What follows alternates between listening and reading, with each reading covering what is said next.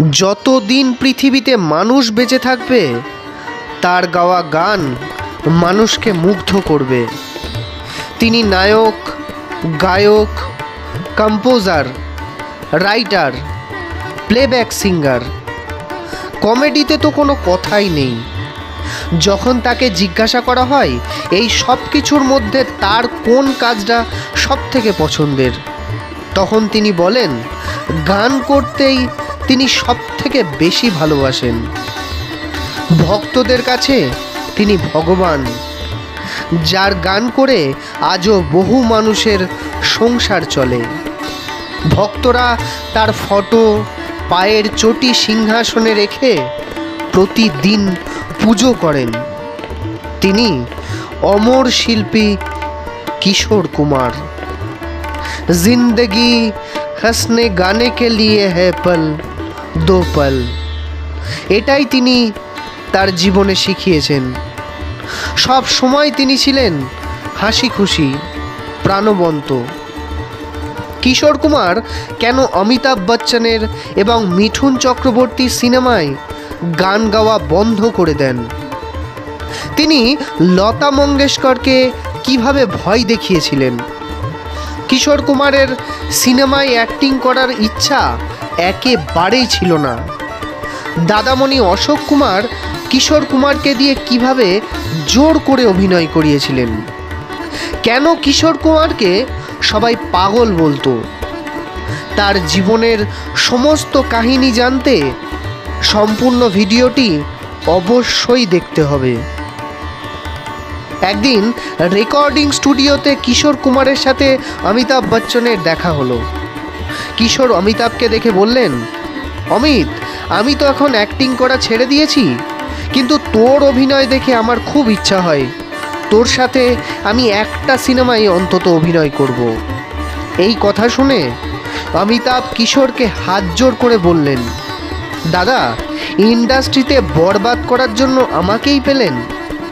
এই কথা শুনে কিশোর অমিতাভকে বললেন, আরে তুই কি বলছিস? আমি কেন তোকে বরবাদ করব? অমিতাভ বললেন, দাদা, আমি 100 জন্ম অভিনয় করলেও আপনার সাথে অভিনয় করতে পারবো না। আপনি গান গাওয়ার সময় যে অ্যাক্টিং করেন, সেই গানে এক্সপ্রেশন দেওয়ার সময় আমার জান বেরিয়ে যায়। আপনার মতো অ্যাক্টর আর কোনো দিন জন্মাবে না। 500 অমিতাভ বচ্চন আপনার সামনে কিচ্ছু না। ও হংসিনী মেরে হংসিনী, এই গানটি রাহুল দেব বর্মন কিশোর কুমারকে দিয়ে গাওয়াবেন। এদিকে ঋষি কাপুর বললেন, এটা কি করে সম্ভব? কিশোর কুমার দেবানন্দের গলায় গান করেছেন, আর দেবানন্দ আমার বাবার বয়সী লোক। কিশোর কুমারের এত বয়স হয়ে গেছে, আমার গলায় তার গান ম্যাচ করবে কি করে? ঋষি কাপুর বললেন, কিশোর কুমারকে দিয়ে এই গান গাওয়ানো হবে না। এদিকে রাহুল দেব বর্মন বললেন, এই গান যদি কেউ করে তবে সেটা কিশোর কুমারই করবে। তখন বাধ্য হয়ে ঋষি কাপুর রাজি হলেন। ঋষি কাপুরের গলায় কিশোর কুমারের প্রথম গান ও হংসিনী মেরে হংসিনী কাহা ওড় চলি, যা শুনলে আজও মানুষ মুগ্ধ হয়ে যায়। ঋষি কাপুর পরে কিশোর কুমারের কাছে ক্ষমা চেয়ে বলেছিলেন, আপনি সত্যি ভগবান। অমিতাভ বচ্চনের নমক হালাল সিনেমা কে পগ ঘুঙরু বাঁধ মীরা নাচি থি, এই গানটি 8 মিনিটের একটা গান। এই গানের কম্পোজিশন যতটাই কঠিন, গানটাও ঠিক ততটাই বড়। কিশোর কুমার মিউজিক ডিরেক্টরকে বললেন, এত বড় গান আমি গাইতে পারবো না। তখন মিউজিক ডিরেক্টর কিশোরকে বললেন, দাদা, আপনি পেমেন্ট নেন খুব লম্বা, তাই আপনাকে দিয়ে ছোট ছোট গান গাওয়ালে আমাদের অনেক লস হয়ে যায়। আর সিনেমার হিরো অমিতাভ বচ্চনও অনেক লম্বা, তাই গানটা একটু লম্বা হয়ে গেছে। এই শুনে কিশোর কুমার নিজেও হেসে ফেললেন। শরাবি সিনেমায় অমিতাভ বচ্চনের একটা গান, ইন্তহা হো গই इंतजार की आई ना कुछ खबर मेरे यार की। বাপি লাহিড়ী এই গানের মিউজিক ডিরেক্টর, গান করবেন কিশোর কুমার। সব সময় হাসি মজা করা কিশোর কুমার স্টুডিওতে পৌঁছেই বাপি লাহিড়ীর সাথে হাসি মজা করা শুরু করলেন। এদিকে বাপি লাহিড়ী ভাবছেন এত সিরিয়াস একটা গান, কিশোর কুমার গানের আগে এত হাসি মজা করছেন, কি করে গানটা গাইবেন তিনি। রেকর্ডিং শুরু হলো। কিশোর কুমার এক টেকে সম্পূর্ণ গানটি গাইলেন। রেকর্ডিং থেকে বেরোনোর পর বাপি লাহিড়ীর চোখে জল। সম্পর্কে কিশোর কুমার বাপি লাহিড়ীর মামা হন। মামার পায়ে হাত দিয়ে প্রণাম করে বাপি লাহিড়ী তার আশীর্বাদ নিলেন। সেই সময়ে কিশোর কুমার গানের জন্য যে পেমেন্ট নিতেন, প্রডিউসাররা কিশোর কুমারের নাম শুনলেই ভয়ে থরথর করে কাঁপত। রোজ রোজ আঁখো তালে গানটি রাহুল দেব বর্মন ভেবেছিলেন কিশোর কুমারকে দিয়ে গাওয়াবেন, কিন্তু প্রডিউসার কিশোর কুমারের নাম শুনে বললেন, দাদা, কিশোরদার পেমেন্ট দেওয়ার মতো ক্ষমতা আমার নেই, আমার কাছে অত বাজেটই নেই। তখন রাহুল দেব বর্মন ভাবলেন অমিত কুমারকে দিয়ে গানটি গাওয়াবেন। রাহুল দেব বর্মন ফোন করলেন। ফোন ধরলেন কিশোর কুমার। কিশোর কুমার আর রাহুল দেব বর্মনের দুজনের কম্বিনেশন অসাধারণ। আর.ডি. বর্মন কখনো ফোনে কিশোরকে হ্যালো বলতেন না। আর.ডি. বর্মন সবসময় বলতেন হ্যাঁ।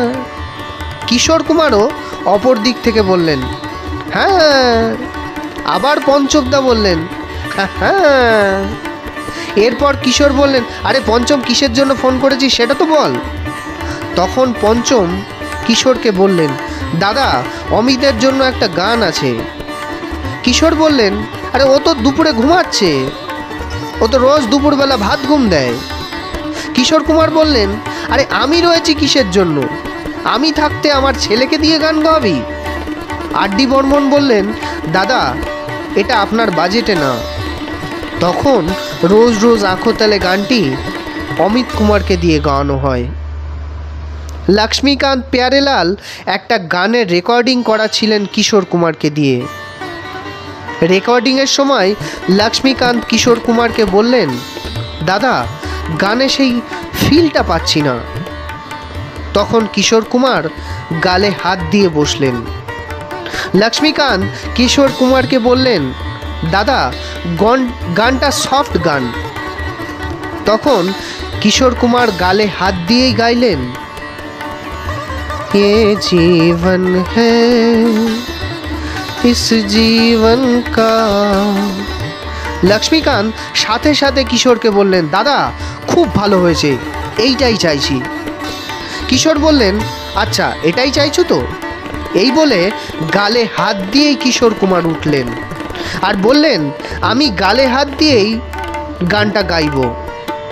এরপর সম্পূর্ণ গানটা কিশোর কুমার রেকর্ড করলেন গালে হাত দিয়েই। ये जीवन है इस जीवन का, यही है यही है यही है रंग रूप, थोड़े गम है थोड़ी खुशियाँ,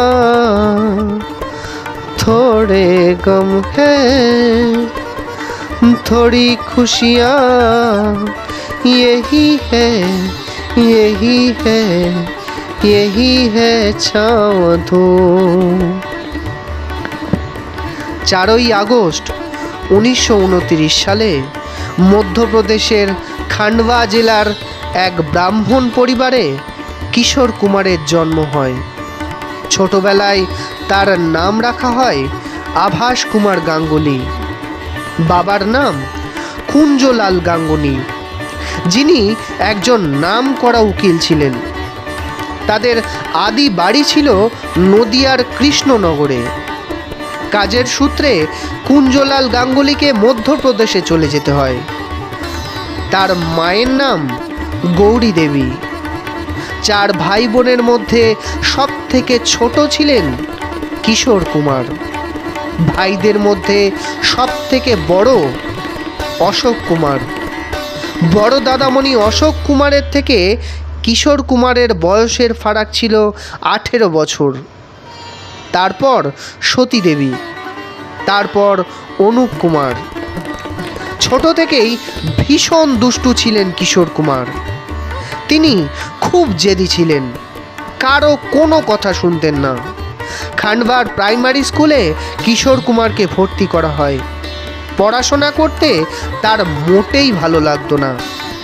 স্কুলে গিয়ে পড়ার বই লুকিয়ে রাখতেন, মেয়েদের চুল ধরে টানতেন, মাস্টারদের গলা নকল করে মাস্টারদের খেপাতেন, মুখ ভেঙাতেন। এগুলো ছিল তার রোজকার কাজ। সারাদিন ছোটাছুটি দৌড়োদৌড়ি তো লেগেই থাকতো। বড় দাদামণি অশোক কুমার এক ইন্টারভিউতে বলেছেন, ছোটবেলায় কিশোরের গলার আওয়াজ একেবারেই ভালো ছিল না। গলা ছিল কর্কশ। সারা দিন সে কাশতে থাকতো, একটা কথা বলতো আর কাশতো। তখন কিশোরের বয়স 5 বছর। একদিন মা রান্নাঘরে বঁটি দিয়ে সবজি কাটছিলেন। মা বঁটি থেকে উঠেছে আর ঠিক সেই সময় কিশোর দৌড়ে রান্নাঘরে ঢুকতে গেলে তার পায়ের একটা আঙুল কেটে গেল। যন্ত্রণায় খুব জোরে জোরে চিৎকার করে কাঁদতে লাগলেন তিনি। কিশোরকে ডাক্তারের কাছে নিয়ে যাওয়া হলো। ডাক্তার কাটা আঙুল জুড়ে দিল, কিন্তু তখনকার দিনে ব্যথা কমানোর জন্য ভালো কোনো ওষুধ ছিল না। 1 মাস ধরে কিশোর যন্ত্রণায় রাত দিন চিৎকার করে করে কাঁদতে থাকতেন। আর এতেই তার গলার আওয়াজ একেবারে বদলে গেল। 1 মাস ধরে রাত দিন কাঁদার জন্য তার গলার রেওয়াজ হয়ে গেল। তারপর কিশোরের গলা থেকে এমন আওয়াজ বেরোলো যা সারা পৃথিবীকে মুগ্ধ করে দিল। কিশোর যখন একদম ছোট, তখনই তার দাদামণি অশোক কুমার বোম্বেতে হিন্দি সিনেমার জগতে একজন বিরাট বড় স্টার। এরই প্রভাব কিশোরের ওপর পড়েছিল। গ্রামাফোনে কিশোর গান শুনতেন, নিজেও গুনগুন করে গান করতেন।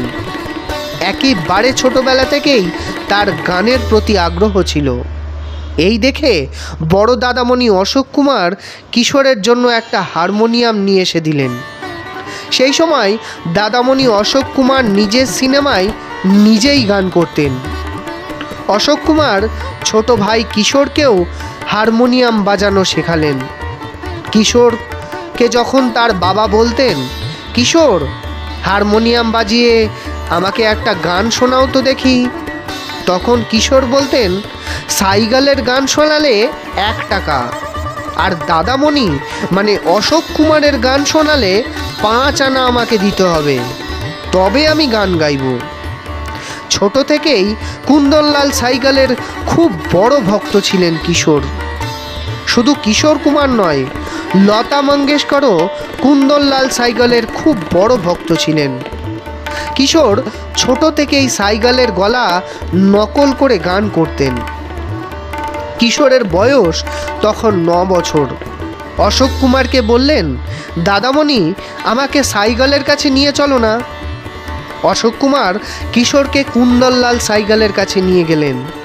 তার সামনে তারই গাওয়া গান কিশোর গানলেন।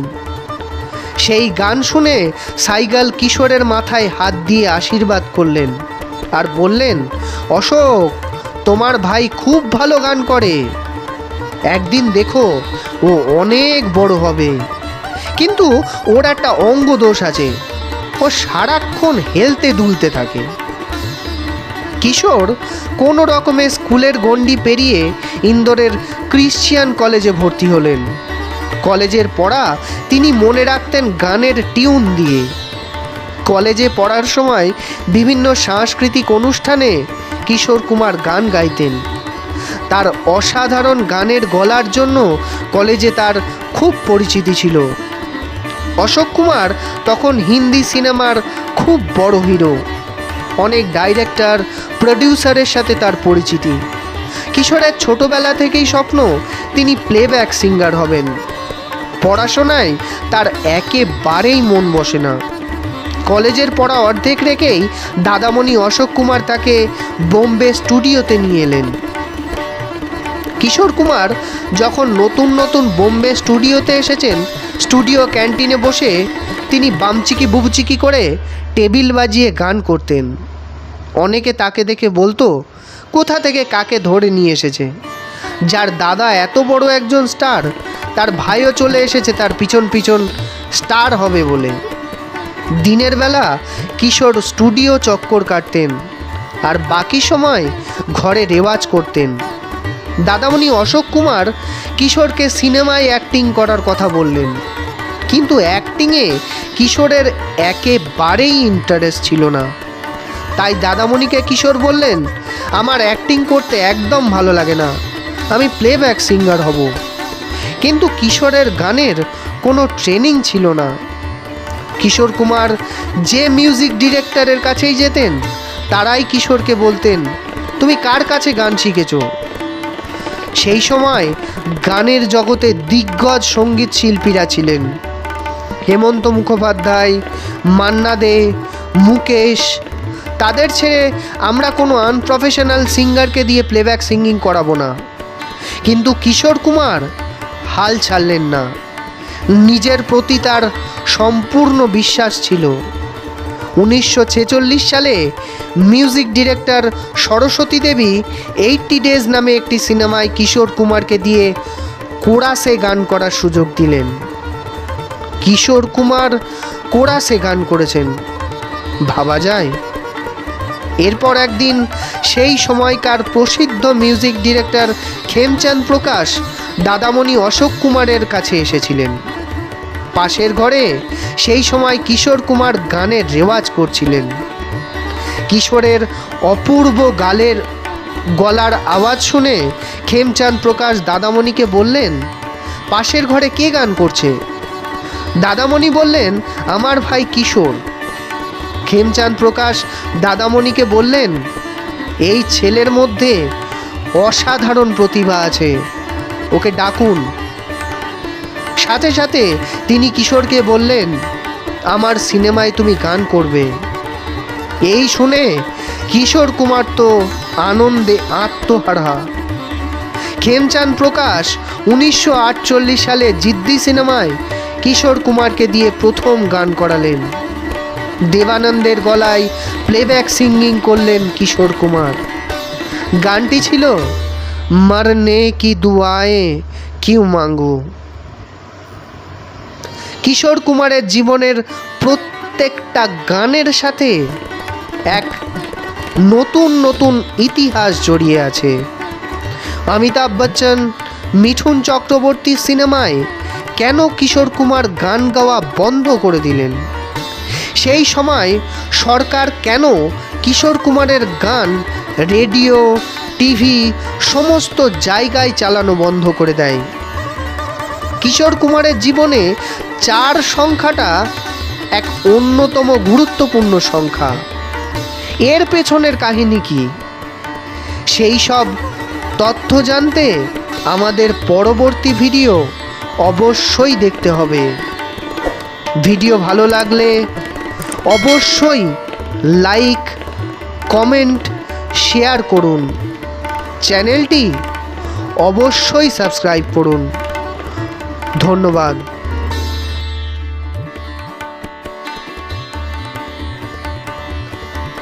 নমস্কার, আমি সুমন চট্টোপাধ্যায়, আর আপনারা দেখছেন আমার ইউটিউব চ্যানেল জীবনী কথা।